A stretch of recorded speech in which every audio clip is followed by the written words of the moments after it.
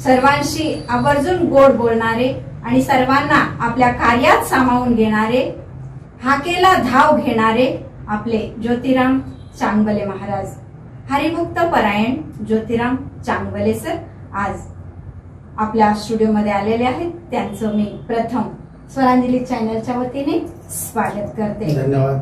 आणि कित्येक पुरस्कार त्यांच्या नावावर आहेत, परंतु तीळ मात्र त्यांना गर्व नाही, हे त्यांचं विशेष गुण मानावंच लागेल। आपण आल्याबद्दल धन्यवाद व्यक्त करते आणि मी स्वरांजलीचे MD दयानंद मामदार सरांना विनंती करते की त्यांनी ज्योतिराम सरांचा सन्मान करावा।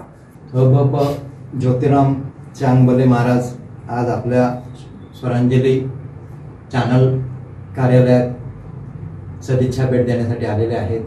तर त्यांचं स्वागत आणि त्यांचं नुकतंच राजर्षी शाहू महाराज साहित्यिक व कलाकार सन्मान योजना या शासनाच्या सदस्यपदी नियुक्ती झाल्याबद्दल त्यांचं एक छोटंसं आपण परिवाराच्या वतीने सन्मान करणार आहोत।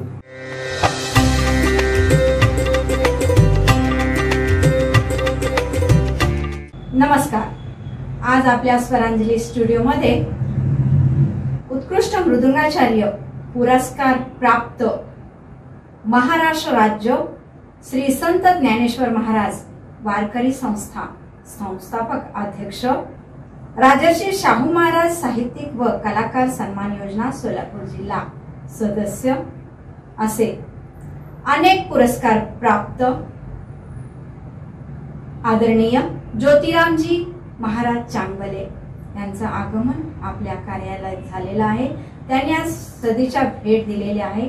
अनेक वर्षापासून त्यांचं आणि सोलापूरचं संबंध महाराष्ट्राचं एक नातं, त्यांच्या जादुई आवाजानं भक्तगण श्रोते मंत्रमुग्ध होतात असे व्यक्तिमत्व। आणि आज स्वरांजली चॅनल या ठिकाणी माझा सन्मान करण्यात आला, त्याबद्दल मी त्यांच्याबद्दल कृतज्ञता व्यक्त करतो। वास्तविक पाहता स्वरांजली चॅनल या चॅनलकडून दरवर्षी आपल्या सोलापूर शहरामध्ये एक आगळा वेगळा कार्यक्रम घेतला जातो की दरवर्षी दीपोत्सव सरांनी सांगितलं की हैदराबादच्या कार्यक्रमाच्या धर्तीवर आपण तो कार्यक्रम सोलापूर शहरामध्ये घेतो। आणि खरोखरच गेल्या 5-6 कोचन हायस्कूलच्या प्रांगणामध्ये पहिला कार्यक्रम झाला, तेव्हापासून प्रत्येक कार्यक्रमाला मी या उपस्थित आहे आणि अतिशय सुंदर नियोजन, अतिशय सुंदर कार्यक्रम। असा कधीच कार्यक्रम आम्ही सोलापुरात पाहिला नाही। असा कार्यक्रम सोलापूर शहरातल्या लोकांनाही पाहायला मिळतो आणि आम्हीही ते अनुभवलेलं आहे। आणि तो कार्यक्रम म्हणजे आमच्या सगळ्या कलाकारांसाठी एक पर्वणीच असते, कारण कलाकारांना प्रत्येक ठिकाणी कुठेतर व्यासपीठ निर्माण व्हावं अशी कलाकारांची भावना असते। त्यामुळे एक चांगलं व्यासपीठ, चांगली माईक सिस्टीम, कारण आम्ही जर कार्यक्रमला करायला गेलो तर माईक सिस्टीम चांगली आवश्यक आहे, स्टेज चांगला आवश्यक आहे, पुढं ऐकायला श्रोता आवश्यक आहे आणि या सगळ्याच गोष्टी ऑलरेडी त्या ठिकाणी उपस्थित असतात। त्यामुळे एक वेगळाच आनंद स्वरांजली चॅनलच्या कार्यक्रमामध्ये, दीपोत्सव कार्यक्रमामध्ये आम्हाला वेगळीच एक अनुभूती मिळते आणि दरवर्षी हा कार्यक्रम संपन्न होत असतो। याही वर्षी हा कार्यक्रम संपन्न होत आहे। आदरणीय या कार्यक्रमासाठी या चॅनलचे प्रमुख आदरणीय दयानंदजी मामदार सर आणि आमच्या आदरणीय रेणुकाताई बुधारम यांनी मला विनंती केली की दरवर्षी आम्ही काय करतो की आमचे जे पूर्व भागातील जे कलाकार आहेत, तेलुगू कलाकार, त्यांच्या भजनासाठी मी वाजवायला येतो, परंतु यावर्षी आवर्जून सांगितलं की त्याही कार्यक्रमाला याच, परंतु ज्या आपल्या श्री संत ज्ञानेश्वर महाराज वारकरी सांप्रदायिक मृदंगवादन शिक्षण संस्था सध्याला पूर्ण महाराष्ट्रामध्ये या संस्थेचं नाव होत आहे, तेव्हा या संस्थेतील विद्यार्थ्यांचा मृदंग वादनाचा कार्यक्रम त्या ठिकाणी संपन्न व्हावा अशी सर्वच शहरवासियांची इच्छा, असं मत आदरणीय मामदार सर यांनी व्यक्त केल्यामुळे आज या ठिकाणी 15 डिसेंबर ही तारीख आपण घेतलेली आहे। आणि वास्तविक पाहता की पूर्व विभाग आणि माझं एक वेगळं नातं आहे, कारण प्रत्येक पूर्व भागातील जे तेलुगू कार्यक्रम आहेत ते तेलुगू कार्यक्रमाला प्रत्येक कार्यक्रममध्ये जे आमचे मित्र लक्ष्मी महाराज देवदत्त असतील, किरण श्री चिप्पा असेल किंवा आमचे किरण महाराज श्री चिप्पा असेल, जेवढे गोवर्धन अण्णा कमटम असतील, जेवढे तेलुगू गायक आहेत ते प्रत्येक कार्यक्रमाला मला साथीसाठी बोलवतात आणि जवळजवळ साधारण 2000च्या अगोदरपासून म्हणजे 95-96 पासून मी कार्यक्रमाला वाजवायला सुरुवात केली. तेव्हापासून 96-97 पासून सतत मी आपल्या या तेलुगू कार्यक्रम, तेलुगू भजनामध्ये किंवा तेलुगू गाण्यामध्ये वाजवताना निश्चितपणे ते गाणी एवढी मनाला भावतात की आता तर म्हणजे ते गाणी पूर्ण मला ते पाठ झाल्यासारखे झाले आणि खरोखरच एक वेगळा आनंद, वेगळा अनुभूती या कार्यक्रमामध्ये येते. आणि खरोखरच कलेला कुठलेही जात, कुठलाही भेद, कुठलेही प्रांत असं नसते. कला ही संगीत कलाच असते.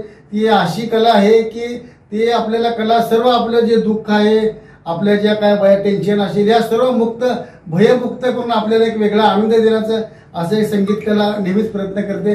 आणि या क्षेत्राशी सर्व निगडीत आम्ही व्यक्ती आहेत. आदरणीय ताई एक उत्तम कवी आहेत, साहित्यिक आहेत, त्यांची अनेक पुस्तकं प्रकाशित आहेत. लक्ष्मण महाराज आमचे मित्र आहेत, उत्कृष्ट तेलुगू गायक आहेत, मराठी गातात, हिंदी गाणे गातात, अनेक ते या ठिकाणी गातात. आणि आमचे परममित्र दत्तात्रय महाराज सर्वदे तेही उत्कृष्ट गायक आहेत. त्यांच्या अनेक कार्यक्रमाला आम्ही लहानपणापासून साथ दिलेली आहे.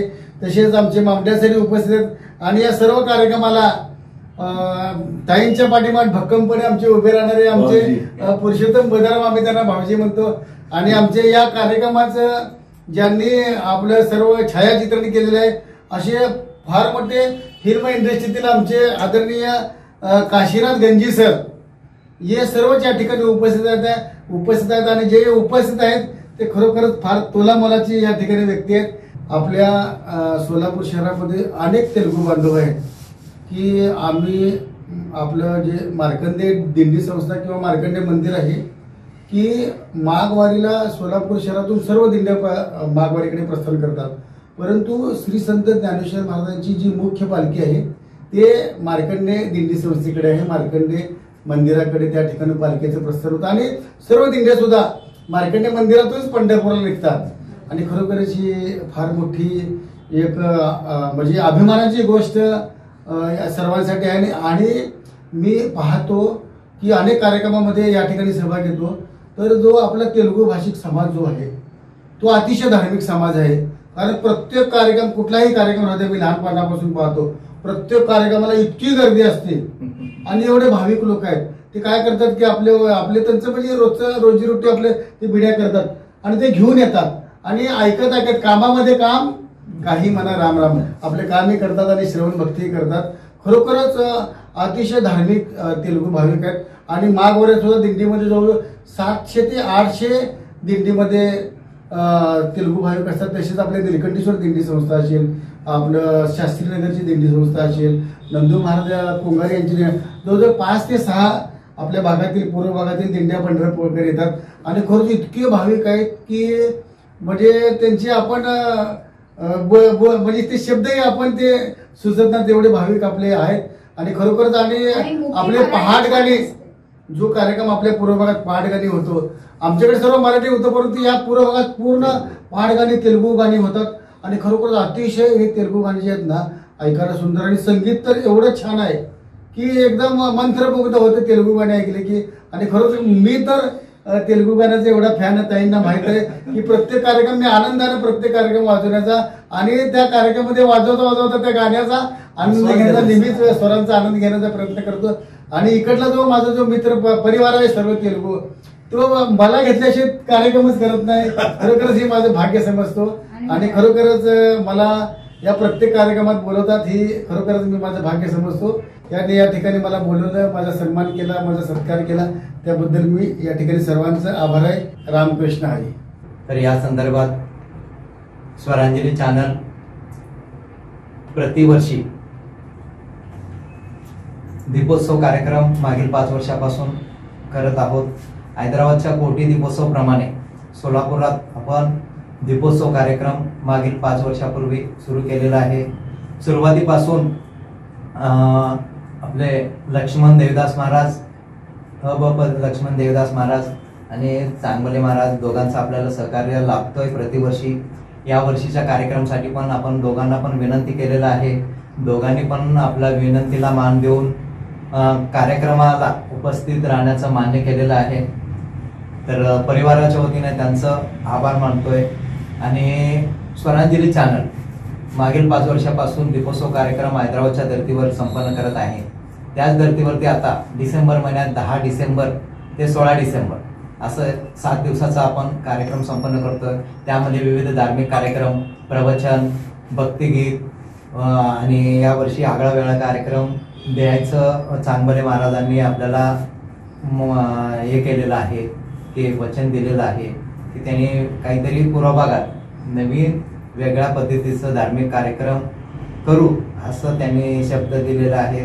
त्याप्रमाणे आपण त्यांना विनंती केलेली आहे, त्याप्रमाणे त्यांनी आपल्याला मान्यता दिलेली आहे. त्याचप्रमाणे लक्ष्मण महाराज पण आपल्याला प्रतिवर्षाप्रमाणे याही वर्षी आपल्या दीपोत्सव कार्यक्रमात 1 दिवस त्यांनी पण सेवा देणार आहेत. तर या सगळ्यांचं मी आभार मानतो.